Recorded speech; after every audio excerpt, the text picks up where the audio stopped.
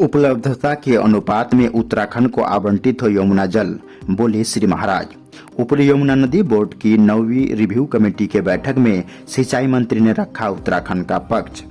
प्रिय सज्जनबिन, सादर नमस्कार। देहरादून, नोएडा। ऊपरी यमुना नदी बोर्ड की 9वीं रिव्यू कमेटी के बैठक में प्रदेश के सिंचाई मंत्री आदरणीय श्री सतपाल जी महाराज ने राज्य में सिंचाई की कमी से पर्वतीय इलाकों में उगने वाली नकदी फसल, फल, सब्जी आदि की उत्पादकता में कमी की पलायन का जिक्र करते हुए उत्तराखंड राज्य को उसके मांग के अनुसार यमुना जल आवंटित किए जाने का अनुरोध किया।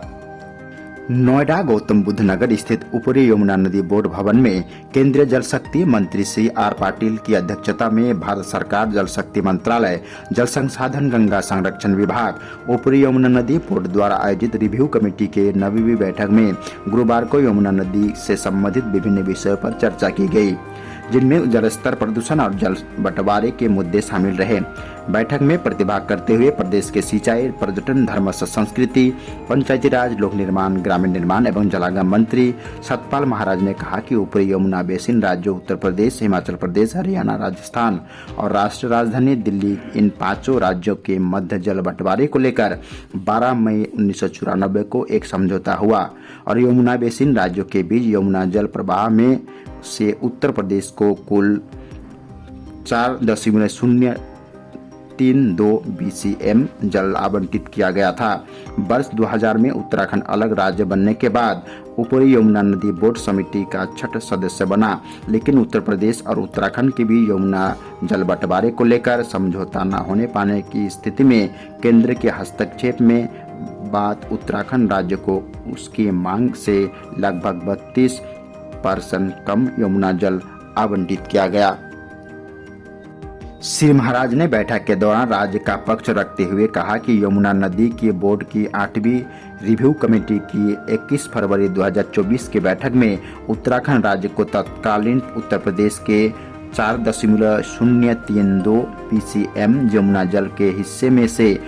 0.311 BCM यमुना जल आवंटित हुआ था, जो कि मांग से 32% कम था। यमुना जल आवंटन को लेकर सहमति इस शर्त के साथ की गई थी कि 2025 के बाद समझौता ज्ञापन 12 मई 1994 की समीक्षा बैठक की जाएगी।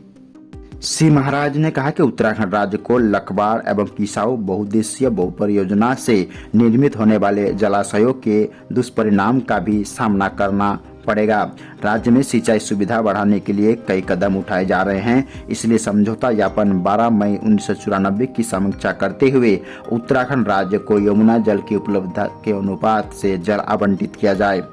श्री महाराज ने दिल्ली में यमुना जल को प्रदूषित होने से बचाने के लिए हरियाणा से यमुना नदी में अमोनिया और अन्य प्रदूषणों के निर्वाह को रोकने के लिए फैक्ट्रियों के पानी का पहले ट्रीटमेंट किया जाने का सुझाव देते हुए कहा कि इसके लिए फैक्ट्रियों को अमोनिया विशिष्ट उपचार प्रौद्योगिकियों में निवेश करना चाहिए और यह सुनिश्चित करना चाहिए कि उनके अपशिष्ट का यमुना में छोड़े जाने से पहले ठीक से उपचार किया जाए।